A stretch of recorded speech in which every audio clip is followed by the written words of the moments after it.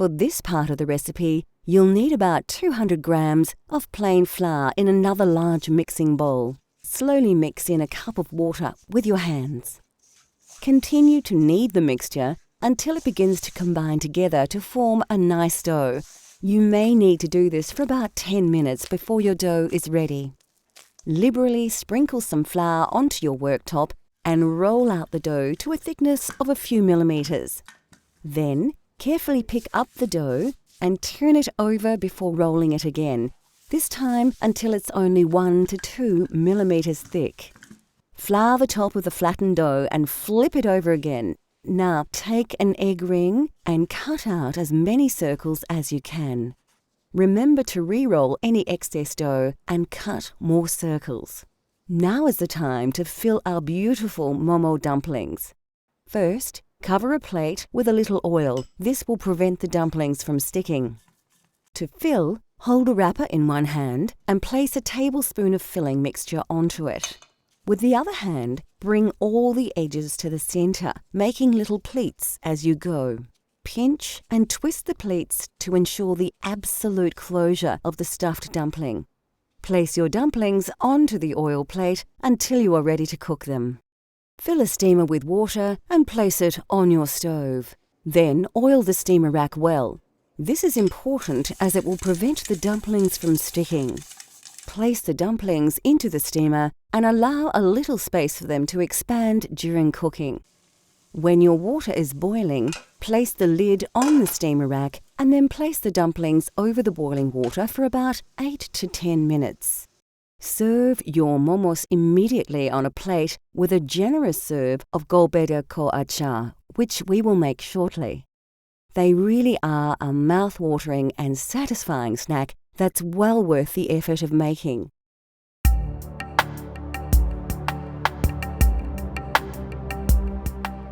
Nepalese cuisine is famous for achar, a vegetable or fruit pickle made from lemon juice, salt, and numerous spices. Homemade pickles became popular across Nepal in the days before refrigeration, as the fermentation process preserved food very well. There is thousands of variety of achar because different culture, different religion, different weather. And hillside, Himalayan side, they like to eat quite hot and flavored because they are very cold. And there's another side, not too cold, different religion, different people. And also, achar is one good for thing. In countryside, even countryside, don't have refrigerator, fridge. In city side, like 20 years, 50 years ago, they don't have fridge, anything. That's why they put some spice and then keep 2-3 days, doesn't go off. That's why they started from that achar is spicy. Now everyone used to eat, used to like. That's why more popular.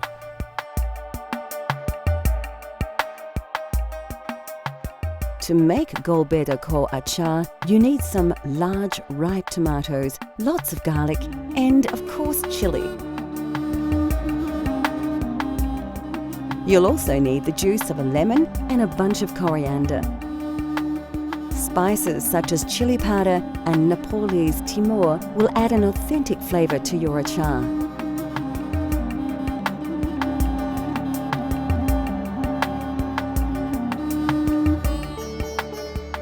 The first thing you'll need to do is slice a number of fine, ripe tomatoes in half and put them aside for later.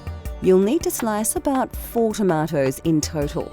Next, take a small bunch of washed coriander and finely chop the leaves. Place the herbs into a small bowl. Pick up a long green chili, remove its stalk, and then chop it into sections of about 1 centimetre. Add the chili, including the seeds, to another bowl. Now grab about 4 or 5 peeled cloves of garlic and roughly chop them into pieces. Place to one side. Now you are ready to start the cooking process. Heat a frying pan with some oil to a moderate heat and add the tomato halves one by one.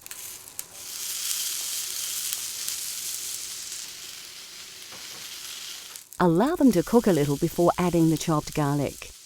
Next, add the green chili to the pan and mix the ingredients together. Add a teaspoon of salt and a tablespoon of Szechuan pepper, and then place the entire contents of the pan into a blender. Now add the chopped coriander and 2 tablespoons of lemon juice and blend until the ingredients reach a fine liquid consistency.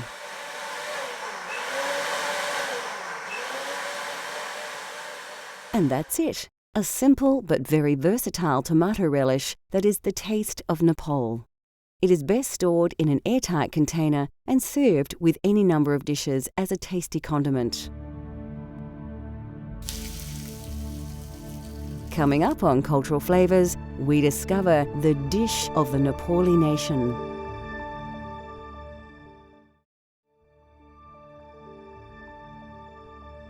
In Nepal, it is customary to serve meals on a platter, combining several meat and vegetable dishes, boiled rice, and a variety of condiments. In countryside in Nepal, most people don't use spoon. They use by hand. They eat by hand. So that's why everything keep dal, bhat, tarkari, and rice in the middle.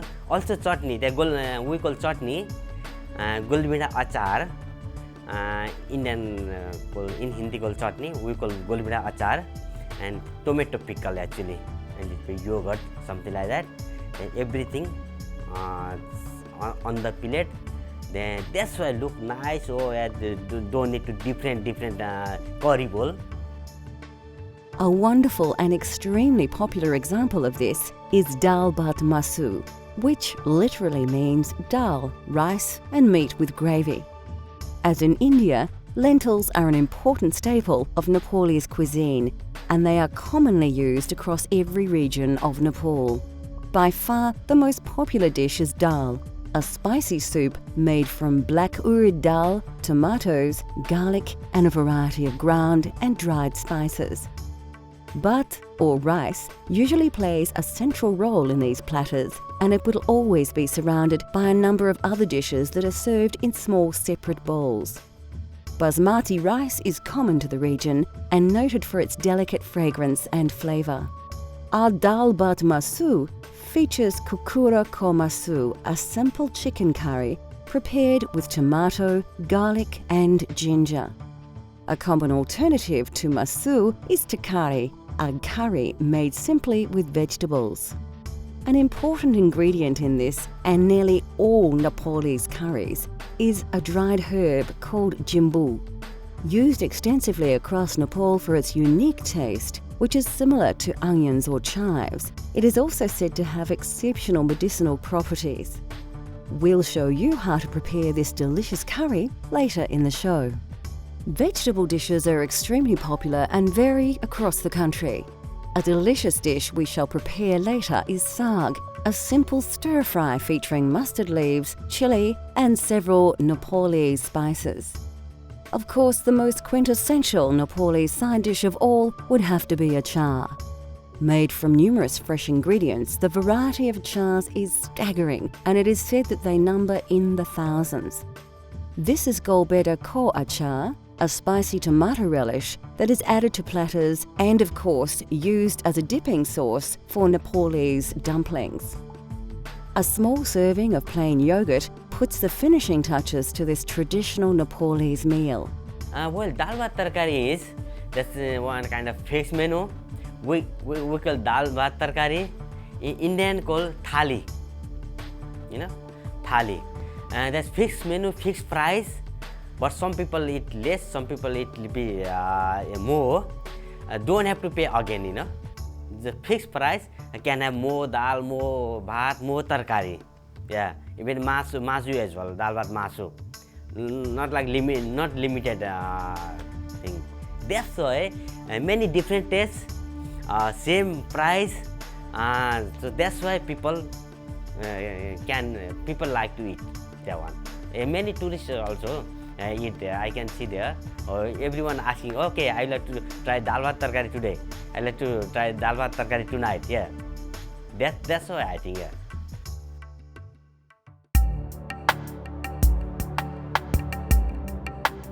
Kokura Kormasu is a simple, slightly salty and lightly spiced Nepali curry made with tender pieces of chicken. The subtle flavours of this dish are very reminiscent of the foothills of the Himalaya. Well, kukurako masu is kukura is chicken, masu is meat.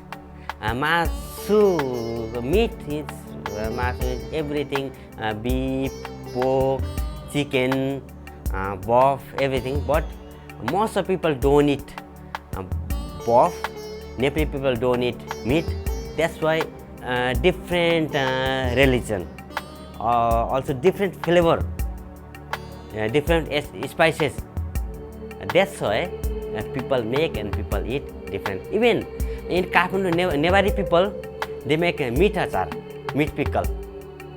Nepali people, everything, even they pray or something, they must have a meat item. Many things, you know.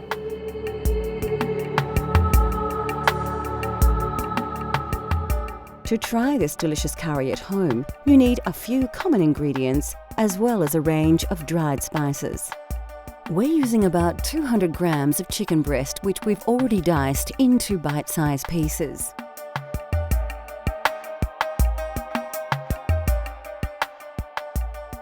All of these spices should be available from your local supermarket, including Szechuan pepper, which has a slightly lemony flavour and is native to China.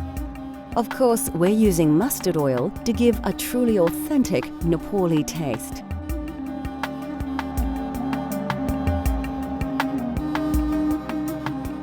Before starting the cooking process, you need to chop a large red onion and dice a tomato. Like most curries, the secret is to start with a great paste. Pour about 4 dessert spoons of mustard oil into a large saucepan and heat to a moderate temperature. First, put about half a teaspoon of fenugreek seeds and half a teaspoon of cumin seed into the oiled pan. Quickly scoop 1 generous tablespoon of garlic and ginger paste and then add 1 red onion which has been finely chopped. Mix the ingredients well and cook until the onions brown. Take a good pinch of jimbo and a tablespoon of turmeric powder and add to the paste. To add a little liquid, add some chopped tomato. About 1 will do. Now for a few ground spices. You need to add a teaspoon of curry and chili powders, a generous tablespoon of crushed cumin seeds, and some ground Szechuan pepper. Finally, season with a large pinch of salt and then stir the paste very well, allowing the spices to release their exotic aroma. After about 3 or 4 minutes, your paste is ready and you can cook your chicken. Pour in about 200 grams of diced chicken breast and stir really well. We want to make sure that the meat is thoroughly coated with the curry paste. Then cook for another 3 or 4 minutes. Now turn the heat down low and let the curry simmer for about 4 minutes. Give your curry a good stir and then add about 2 tablespoons of coriander. At this stage, your curry sauce will be quite dry, so it's a good idea to add about 1 cup of water.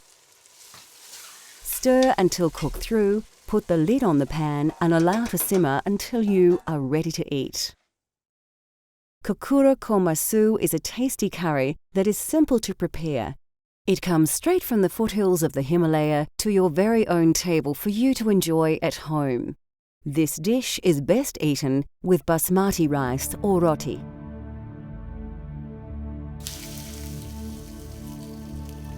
Next on Cultural Flavours, a tasty leafy dish that truly tastes of Nepal.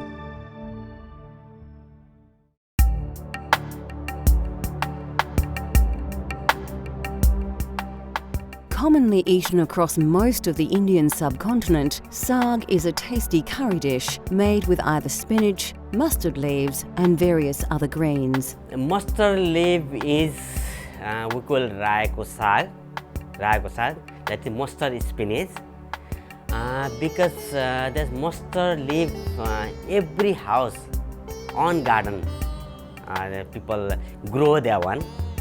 That's why I think it's very tasty, and you don't have to buy to another spinach. So that's why people cooked it. They're very tasty, very soft, very crunchy, and flavored. They cooked quickly, and many people like it. And that's why Nepali people liked and cooked that saag.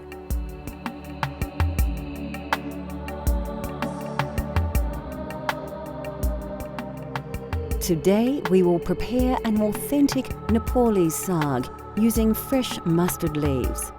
These can be found in most Asian supermarkets, as can ghee, commonly known as clarified butter, and mustard oil, which has a hot, nutty flavour.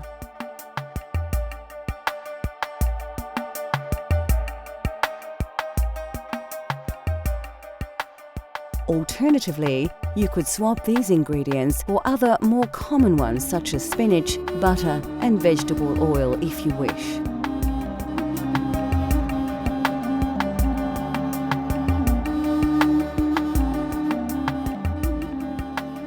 First, we need to prepare the ingredients. Grab a bunch of washed mustard leaves and roughly chop them, including the stalks and leaves as you chop. Heat some oil in a frying pan to a high heat. Add 1 whole dried red chilli and 1 pinch of cumin seeds to the oil. Scoop 1 teaspoon of chopped ginger and mix the ingredients together. Next, add about half a teaspoon of turmeric and then a good dessert spoon of ghee. Let the butter warm through before adding the mustard leaves.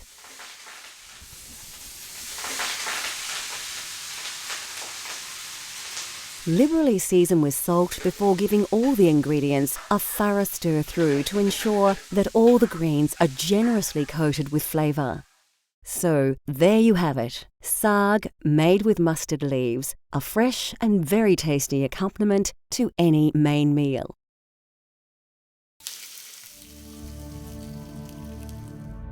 We hope we have uncovered the mystery of the local cuisine in the Nepalese high country.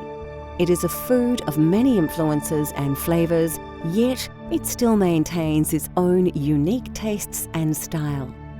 The food of Nepal relies greatly upon the produce that is readily available and in season, and its dishes have been greatly influenced by the diverse cultures and geography of the region. It is, of course, a cuisine that is well worth exploring just as much as the mountains that dominate its landscape. Cultural Flavours continues to explore the world through the diversity of food.